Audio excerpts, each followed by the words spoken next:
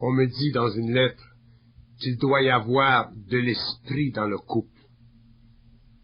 Mais oui, il doit y avoir de l'esprit dans le couple. Mais pour qu'il y ait de l'esprit dans le couple, il faut qu'il y ait de l'intelligence dans les partenaires qui forment ce couple. Comment voulez-vous qu'il y ait de l'intelligence dans ces partenaires si l'esprit ne crée pas de choc dans les pôles de ce même couple? Autrement dit, si les partenaires ne vivent pas la réalisation de leurs propres illusions en fonction de la créativité de ce couple. L'homme, la femme qui forment un couple doivent réaliser où ils en sont vis-à-vis eux-mêmes et vis-à-vis l'autre. Ils doivent réaliser où ils en sont vis-à-vis l'autre. Ils doivent réaliser où ils en sont vis-à-vis l'autre et eux-mêmes. Autrement dit, dans un couple, il faut que l'être soit capable à la fois de voir sa situation et de voir la situation de l'autre, et non pas simplement celle de l'autre ou la sienne. Ceci demande de l'esprit, c'est-à-dire ceci demande de l'intelligence, c'est-à-dire que ceci demande le choc de l'esprit qui transmute la conscience personnalisée de l'homme et de la femme, et qui élève cette conscience à un niveau d'intelligence suffisamment élevé pour que l'un puisse voir en lui-même et voir l'autre, pour que l'autre puisse voir en lui-même et voir l'autre. Sinon, ce que nous avons, ce ne sont pas des couples dans l'esprit, ce sont des formes de couple ou ce sont simplement des accouplements de personnalités. L'esprit dans le couple, c'est quelque chose de neuf. L'esprit dans le couple, c'est l'intelligence dans le couple, c'est neuf. Ça ne fait pas partie de l'involution. Pendant l'involution, il n'y avait pas d'esprit dans le couple. Il y avait simplement des forces psycho-astrales qui coïncidaient avec les désirs réciproques dans un couple. Désirs qui, s'ils étaient suffisamment communs, pouvaient permettre à un couple de vivre et de coexister. Mais le couple va beaucoup plus loin que ceci. Le couple de l'involution est un couple qui fait partie de l'expérience karmique de l'âme des deux pôles, du mâle et de la femelle. Mais dans l'évolution, dans la construction de l'homme nouveau, dans le perfectionnement de la relation entre l'homme et la femme, il y va que l'esprit doit être présent en la constitution vitale, mentale, émotive et physique de ces deux êtres sur le plan matériel, qui constituent, dans le fond, la matérialisation conjointe de l'esprit à l'intérieur de deux êtres, parallèlement amenés à une vibration commune. C'est ça le couple réel, le couple de demain, le couple qui n'est pas fracturable, divisible, le couple à l'intérieur duquel l'homme et la femme se supportent mutuellement dans la grande énergie créative de leur esprit individualisé. Et tant que l'homme n'aura pas compris ceci, je parle de l'homme, génériquement parlant, tant que l'être humain n'aura pas compris ceci, il vivra son couple d'une façon expérimentale, il vivra son couple d'une façon qui ne convient pas à la paix réelle et profonde de leur relation humaine. Il vivra un couple dans l'acharnement, dans la division, dans l'engueulade, dans le manque de perspective universelle de leur conjointe aventure sur le plan matériel. Il ne faut pas regarder le couple de l'évolution comme nous regardions le couple de l'involution. Les règles du jeu ne sont plus les mêmes. Elles ne seront plus les mêmes, parce que l'homme ne sera plus le même. Il est évident que la construction, la création d'un couple à partir du point d'évolution de la conscience humaine, invite l'homme et la femme à regarder leurs relations, leur vie commune, en relation avec les enfants, si enfants ils ont, d'une façon totalement intelligente, totalement créative, et de plus en plus avec une diminution totale de l'agressivité psychologique qui, en général, transforme les couples, non pas en enveloppe de paix, mais en caricature. Le couple réel est une définition concrète des lois de l'esprit sur le plan matériel.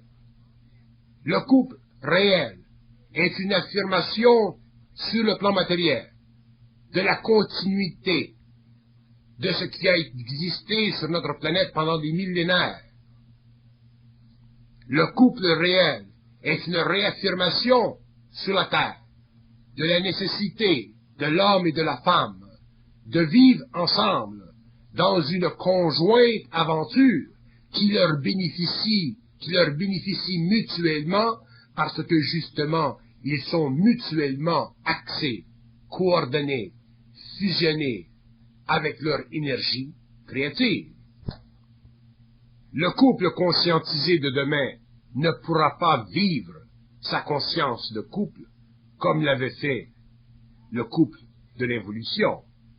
Il ne pourra pas utiliser les conditions, les événements astraux de la conscience planétaire pour se créer temporairement une situation de vie, parce qu'une telle situation de vie, avec ce que l'homme de demain saura de la réalité, ne conviendra pas à la réalité du couple.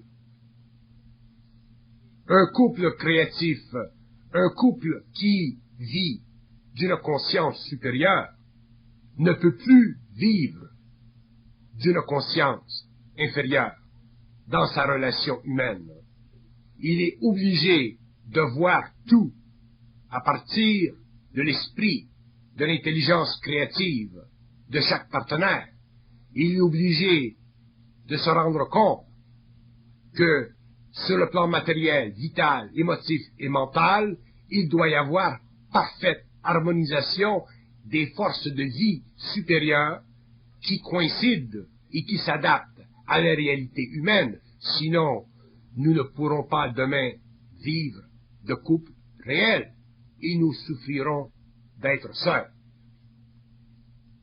Auparavant, l'homme, la femme, qui ne pouvaient pas vivre son couple ou leur couple, pouvaient, avec certaines facilités, se créer un autre couple. Et si ceci ne fonctionnait pas, on se créait un autre couple. Autrement dit, on changeait de couple comme on change de couche. Mais demain, l'homme ne pourra pas faire ceci, parce que les exigences psychiques de l'homme nouveau, la conscience, la sensibilité de l'homme nouveau, demandera que ce dernier se découvre dans le monde un être parallèle en vibration avec lui-même. Et ces êtres n'existent pas en quantité illimitée. Donc, il y a dans la révolution du couple, il y a dans la transmutation du couple, effectivement, une nouvelle conscience, c'est-à-dire une base d'expérience créative et non plus une base d'expérience purement mécanique et planétaire. Il ne doit plus y avoir de souffrance dans le couple créé par l'homme conscient.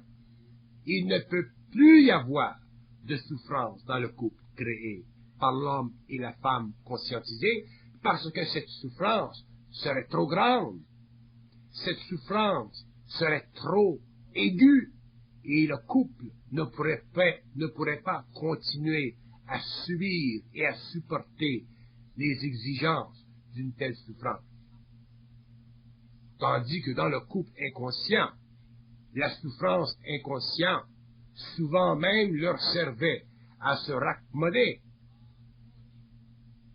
Mais la situation de l'évolution, la condition du couple nouvellement créé par la voie de l'intelligence créative, à travers deux individus conscientisés, ne pourra pas permettre que ces deux êtres subissent dans le couple des conditions de subjectivité qui s'éternisent, des conditions d'imagination et d'opinion qui n'en finissent plus, parce que le couple de demain ne pourra plus résister à l'absence d'intelligence en lui.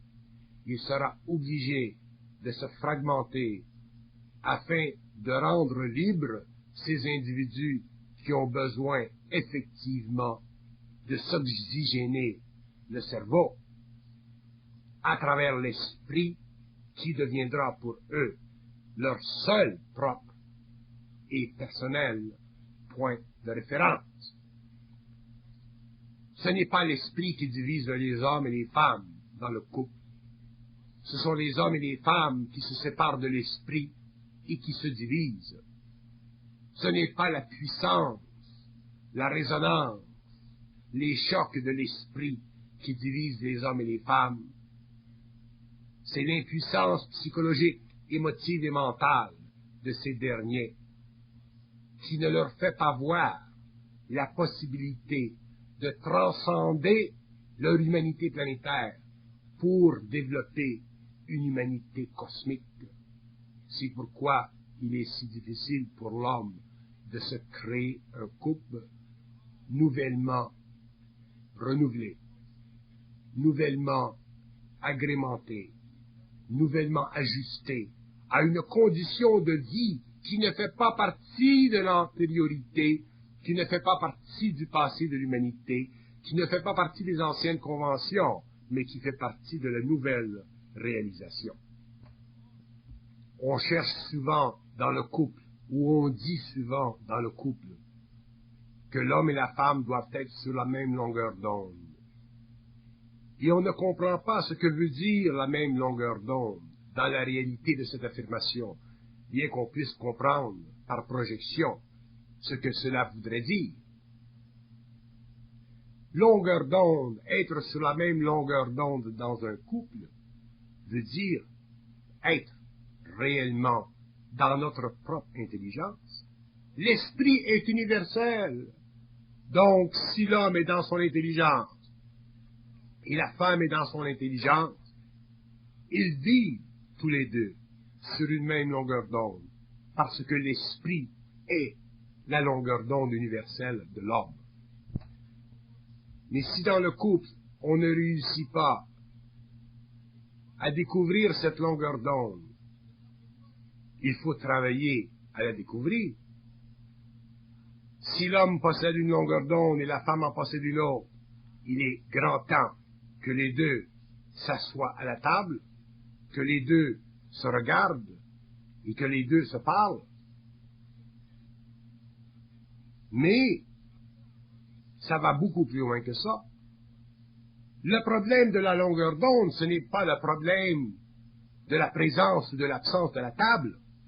Le problème de la longueur d'onde, c'est le fait que l'homme n'est pas capable de voir la femme et que la femme n'est pas capable de voir l'homme. Il est là le problème de la longueur d'onde. La femme se regarde et l'homme se regarde, et les deux se regardent le nombril, et les deux veulent s'asseoir à la table pour faire l'échange de la densité de leur nombril. C'est une illusion. Ce n'est pas par simplement le discours, la conversation, que l'homme et la femme peuvent créer un couple réel. C'est par la dissection en eux-mêmes de ces aspects de leur personnalité qui ne font pas partie de leur esprit, mais qui fait partie de la conscience planétaire et expérimentale de leur mémoire. Si l'homme et la femme réussissent à voir à travers leurs propres illusions, leurs propres ambitions, l'homme et la femme seront automatiquement sur une même longueur d'onde. Une longueur d'onde ne se crée pas, elle est là. Mais l'homme et la femme peuvent se découvrir dans leur fausse réalité, donc sur leur fausse longueur d'onde. L'homme conscient se demande qu'est-ce que c'est l'amour avec un grand A? Quelle est la différence avec l'amour avec un petit A? L'homme veut avoir des mesures quantitatives de la valeur de l'esprit dans son mouvement interne et affectif. L'homme veut savoir qu'est-ce que c'est l'amour réel. L'amour réel, c'est l'absence d'amour illusoire. L'amour réel, c'est l'absence d'amour illusoire. Et qu'est-ce que c'est l'amour illusoire? C'est l'absence d'amour réel. Cherchez pas plus loin que ça. Mais cherchez à voir si effectivement vous aimez, ou si plutôt vous vous aimez. Parce que si vous vous aimez trop, il ne restera plus rien pour l'autre, et vous vivrez un amour illusoire. Vous vivrez un couple planétaire. Vous vivrez même une forme d'accouplement, même si vous êtes légalement marié. Mais si vous regardez votre amour à partir d'un plan mental, au lieu de le voir à partir d'un plan subjectif mental, vous verrez que dans votre amour, il y a des failles, que dans votre amour pour l'autre, il y a des conditions. Et si vous ne voyez pas que les conditions qu'il y a dans votre amour pour l'autre sont des conditions subjectives, vous n'avez pas le matériel pour créer un couple réel. Vous n'avez que le matériel pour vivre à l'intérieur des tribulations d'un couple non perfectionné. Nous voyons toujours facilement le problème de l'autre, mais nous voyons très difficilement notre propre problème. Nous faisons facilement des diagnostics de notre couple, mais nous sommes incapables de comptabiliser sa valeur positive et négative en fonction de nous-mêmes. Nous pouvons le faire en fonction de l'autre, mais en fonction de nous-mêmes, c'est très difficile. Pourquoi? Parce qu'il n'y a pas en nous suffisamment d'esprit, c'est-à-dire d'intelligence, pour nous faire réaliser que l'autre nous aime en fonction de son intelligence, même si cette intelligence est limitée par certaines illusions. Pour que l'homme puisse créer un couple, il faut qu'il soit capable, à partir du point zéro, de donner gratuitement à l'autre le bénéfice du doute, c'est-à-dire le bénéfice du doute qui met en doute l'impression qu'il a de l'autre, de le bien-aimer. Lorsque l'homme sera capable de donner le bénéfice du doute à sa femme, lorsque la femme sera capable de faire la même chose envers lui, ce sera facile pour l'homme de commencer à intégrer l'énergie de son couple, c'est-à-dire à donner à son couple la vitalité de son esprit, afin de pouvoir, sur le plan matériel, humain, bénéficier mutuellement de l'esprit des deux, en échange parfaitement harmonique. Sur le plan psychologique, nous pouvons créer dans notre perception de notre couple, dans notre perception de nous-mêmes, dans notre perception de l'autre, nous pouvons créer de fausses valeurs. Autrement dit, nous pouvons facilement jouer. L'ego peut facilement se donner l'impression de, parce que l'ego, naturellement, est une partie de la réalité humaine qui est née avec la très grande facilité de se mentir à elle-même. Mais lorsque l'homme commence à vivre la descente de l'énergie, lorsque l'homme commence à sentir la présence de son intelligence, de son esprit, il commence à s'apercevoir que la réalité de sa perception de lui-même et de l'autre ne convient pas nécessairement à la lumière de son intelligence créative. Et souvent, l'ego se refuse, même devant la présence de son intelligence subtilement créative, d'affirmer sur le plan égoïque que sa vision des choses n'est pas aussi correctement absolue ou absolument correcte qu'il le croit. Et c'est là que l'homme doit prendre en cause et en conscience sa relation avec l'autre, la stabilité de son couple, la créativité de son couple, l'essence vitale de son couple. Il ne peut pas y avoir d'espace psychologique entre une femme et un homme dans un couple. Il ne peut pas y avoir dans un couple l'illusion de l'autonomie. Et je sais très bien qu'aujourd'hui, l'homme qui se conscientise est assujetti, est prisonnier de l'illusion de l'autonomie. L'autonomie, c'est une chose, mais l'autonomie ne veut pas dire dichotomie.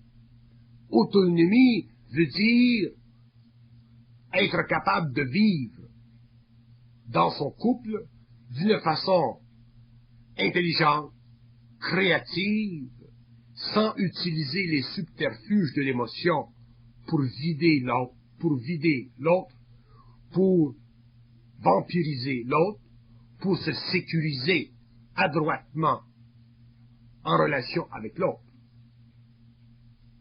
Autonomie créative veut dire être capable de se comporter vis-à-vis l'autre d'une façon créative, c'est-à-dire d'une façon qui permet à soi-même d'être intégralement un et en relation avec l'autre, d'être intégralement unifié. C'est ça l'autonomie dans le couple. J'entends parler ici et là des bénéfices de l'autonomie. Je vous assure que ceux qui comprendront mal l'autonomie dans le couple vivront la dichotomie dans le couple parce que, au lieu de vivre l'autonomie sur le plan de l'intelligence créative, en dehors de la forme suave et subjective de l'ego vampirique, ils vivront une forme d'autonomie qui représente l'aliénation d'eux-mêmes à l'intérieur de leur couple.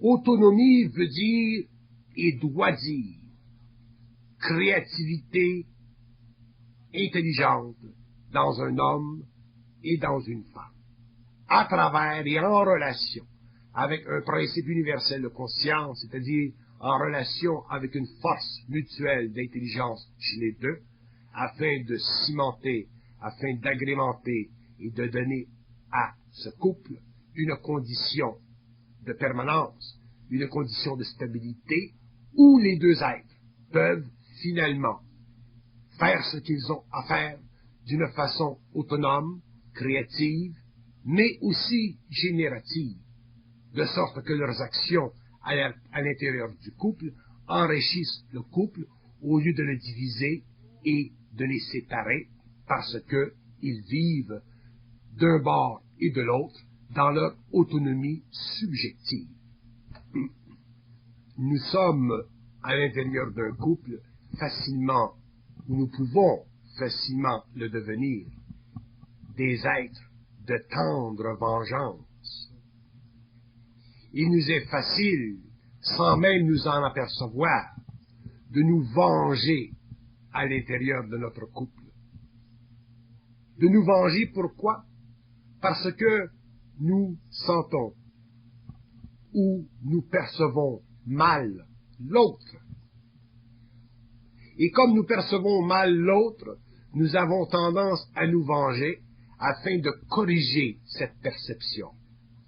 Et je vous assure que dans tous les couples de la Terre, il y a cet aspect de vengeance qui existe chez l'homme et chez la femme, et c'est probablement un de ces aspects les plus subtils, les plus hermétiques de la conscience du couple qui est responsable pour le manque de stabilité, de définition, de permanence, de créativité et d'intelligence de plus en plus développée dans le couple. Si nous ne sommes pas capables de voir dans nos actions,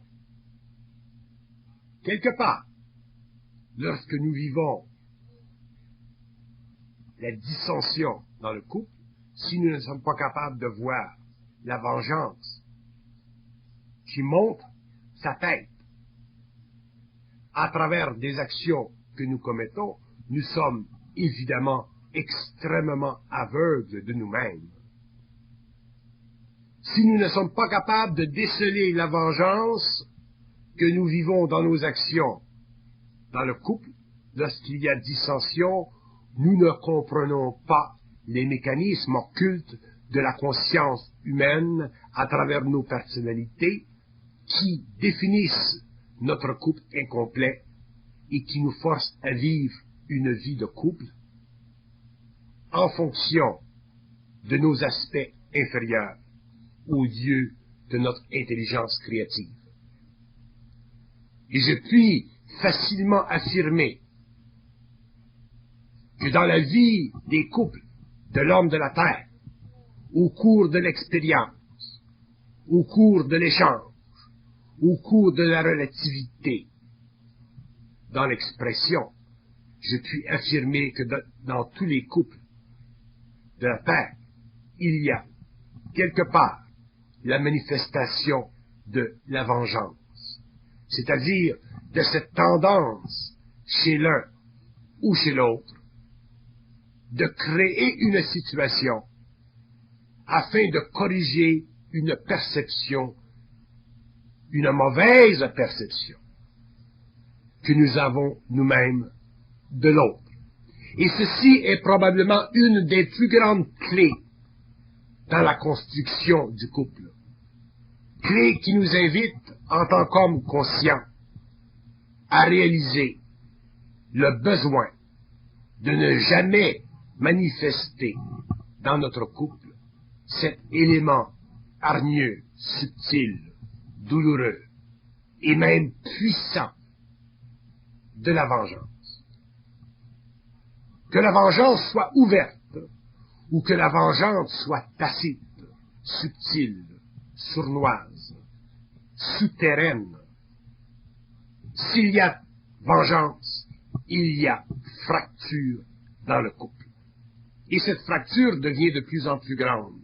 Et un jour, elle peut être tellement grande qu'elle devient une faute inévitable et qu'elle empêche inévitablement l'homme et la femme de vivre une vie de couple qui n'est plus réelle, donc, dans le fond, qui n'a plus de nécessité d'être. Là où dans le couple, il y a eu amour sincère au début, afin de permettre l'amalgation des deux personnages,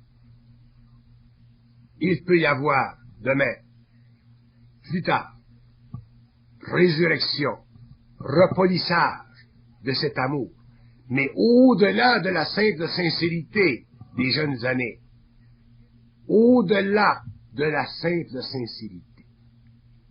Il faut que le couple soit fondé sur quelque chose de plus grand que la sincérité, parce que la sincérité, elle est comme le vent. Elle change la sincérité, proportionnellement aux difficultés de la vie, proportionnellement aux illusions, proportionnellement à la difficulté de l'homme et de la femme de maintenir la tension de la sincérité. Lorsqu'il y a sincérité dans un couple ou lorsqu'un couple est fondé sur la sincérité, il y a automatiquement et naturellement tension entre les deux. On doit se débattre et combattre pendant des années à demeurer sincère. Et ceci est très difficile parce que demeurer sincère veut dire s'exercer constamment à ne pas se noyer dans notre inconscience. Donc le couple doit être fondé sur quelque chose de plus grand, de plus valable, de plus réel, de plus permanent que la sincérité. Le couple doit être fondé sur de l'intelligence pure, c'est-à-dire sur de l'esprit, c'est-à-dire sur la connexion entre l'homme et son esprit, et la femme et son esprit, dans une ambiance mentale supérieure qui fait en sorte que les petits appétits routiniers du couple sont facilement englobés par cette grande puissance créative qu'est l'esprit de l'homme, donc qu'est l'esprit du couple pour l'homme et pour la femme. Un couple qui fonde sa réalité ou son irréalité sur la sincérité se verra obligé au cours des années de constamment réaffirmer sa sincérité. Et ceci est une perte d'énergie. Ceci fait partie des lois du petit amour. Ceci fait partie des lois du couple expérimental et planétaire. Le couple doit être au-dessus de ceci. Il doit être vivant, et non pas simplement existentiel ou coexistentiel. Il doit être régi par des lois fondamentalement lumineuses de la conscience humaine. Il doit être acier sur la base fondamentale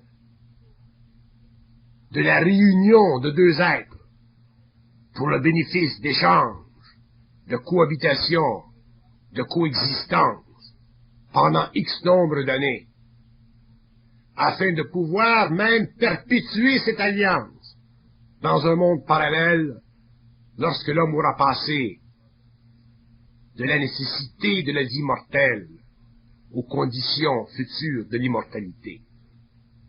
Donc le couple nouveau ne peut pas être régi par des besoins psycho-émotifs de l'ordre humain planétaire, terrestre, expérimental, dire même karmo-animique.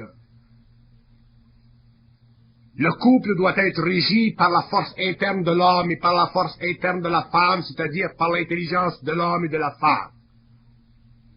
Il doit être suffisamment solide, suffisamment intelligent pour parier à toutes les contradictions subtiles de la vie de tous les jours, qui font en sorte que l'événementiel, souvent fatigant, souvent mécanique, ne vienne pas ternir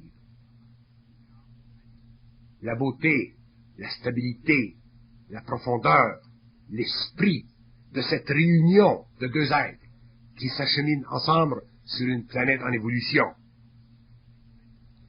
Le couple doit être quelque chose de vivant, quelque chose de vital, quelque chose de réel où les éléments psychologiques des deux égaux n'ont pas à intervenir constamment dans la correction des mécanismes d'appétit inférieur qui font du couple simplement une habitation temporaire,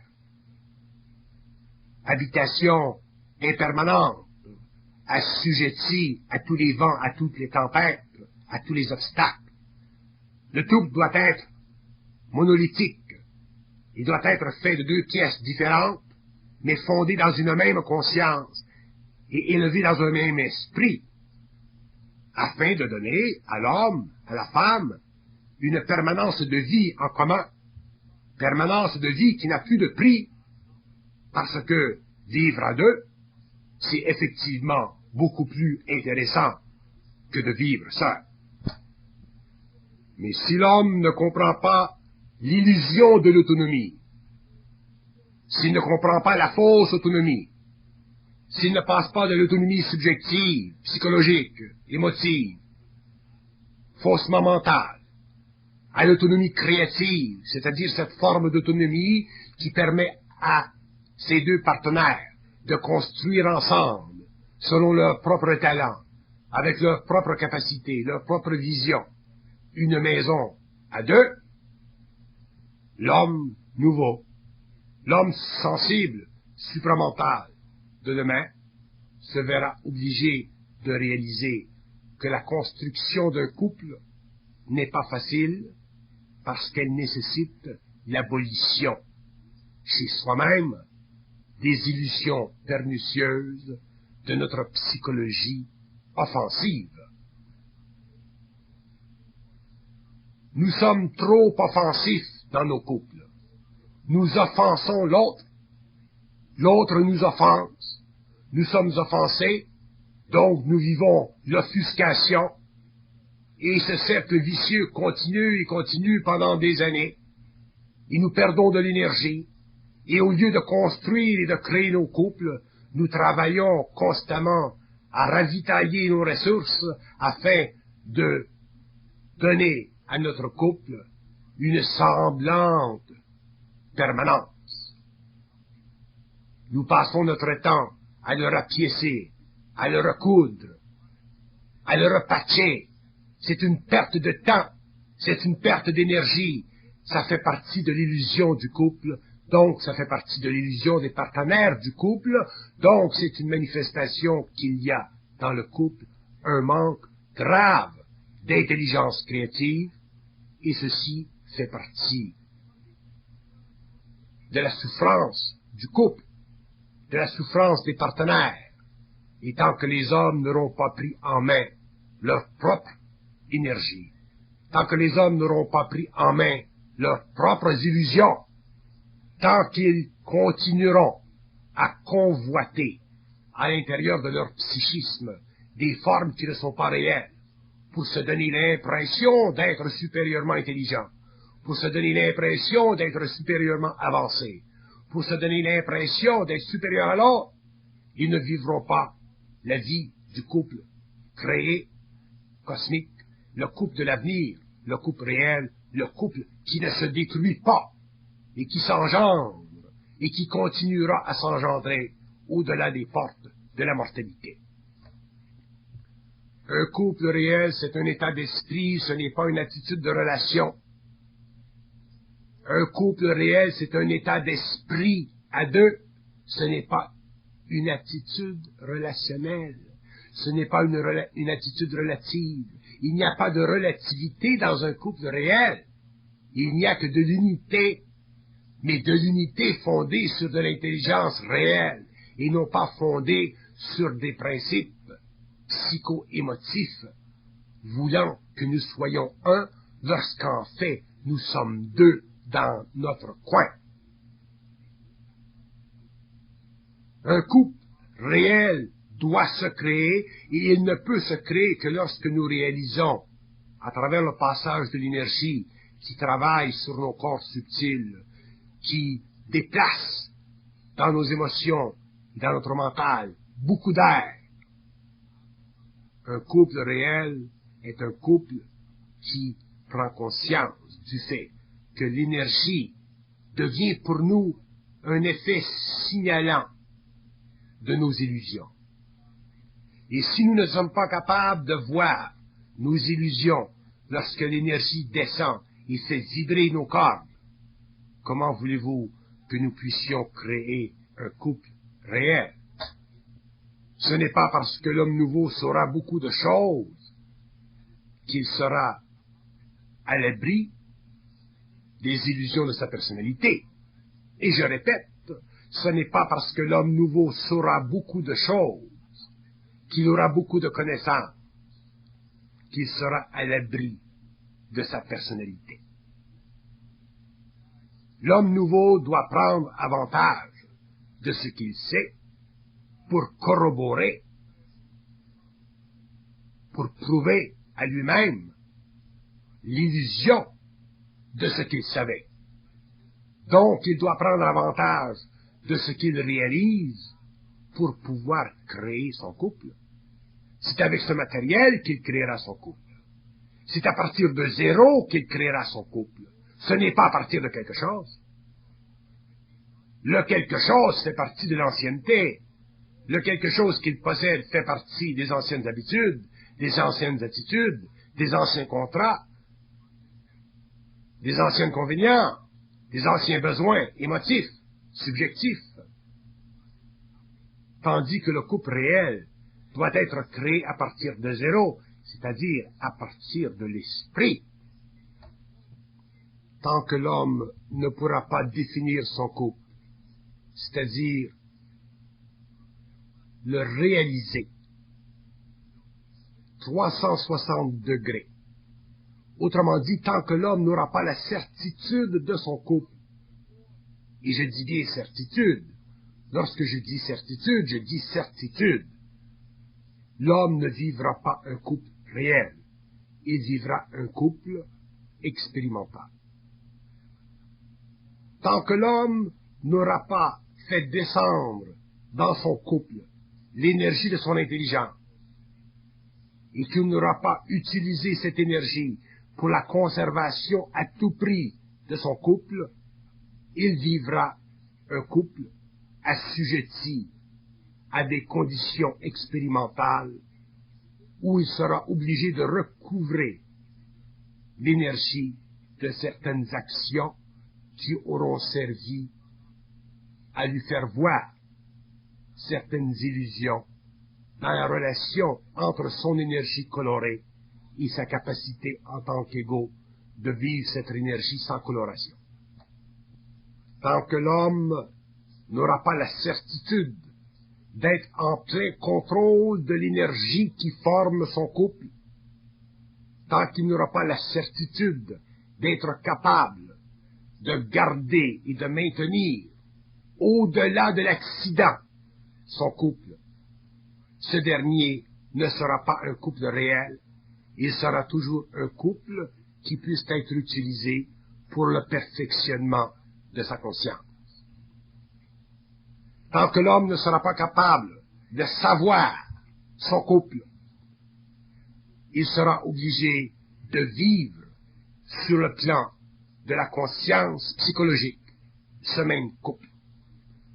Tant que l'homme ne sera pas capable de savoir qu'il est, qu'il crée, qu'il est responsable, qu'il a la puissance de créer et de maintenir son couple, il vivra un couple qui est sujet, selon les événements de la vie, selon ses illusions, selon ses évaporations, à vivre un couple de façon expérimentale, incertaine, souvent en fonction de certaines projections de probabilité qui lui ouvriraient des sentiers d'action à l'extérieur des limites de ce couple, créant ainsi à l'intérieur de son couple une instabilité et une condition parfaite pour l'ingérence d'influence, pour l'actualisation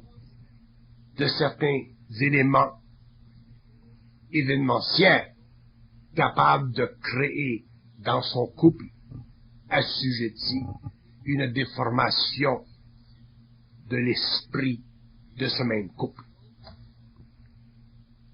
Vous me direz, mais comment pouvons-nous être sûrs? Et je vous répondrai, c'est à vous de la créer, cette certitude. C'est à vous de faire descendre cette énergie, de la contrôler, cette énergie, de ne pas la colorer, cette énergie, afin que votre couple ne soit pas coloré. Donc, votre couple, il est dans vos mains, il n'est pas dans les mains de votre esprit, il est dans vos mains. Et si l'esprit en vous est puissant, qu'il descend dans un monde de pensée et d'attitude mentale et d'attitude émotionnelle qui colore sa lumière, il est évident que votre couple sera difficile à créer avec certitude, parce que vous n'aurez pas suffisamment la puissance mentale, la volonté intégrale de le garder, de le maintenir, de le nourrir, de lui donner de l'eau et du soleil. Donc, le couple, il est dans les mains de l'homme, il n'est pas dans les mains de la vie. Le couple fait partie de l'expérience de l'homme, il ne fait pas partie de l'expérience de l'esprit. Le couple est la réalisation de l'esprit à travers l'homme, mais il n'est pas l'expérience de l'esprit. Donc l'homme doit en arriver un jour à regarder le couple, à vivre le couple à partir de son esprit, c'est-à-dire à partir de son intelligence, à partir de son énergie, afin de donner à ce couple toute la lumière dont il a besoin pour s'élever au-delà de la simple juxtaposition de deux êtres, afin de vivre l'unité de deux êtres.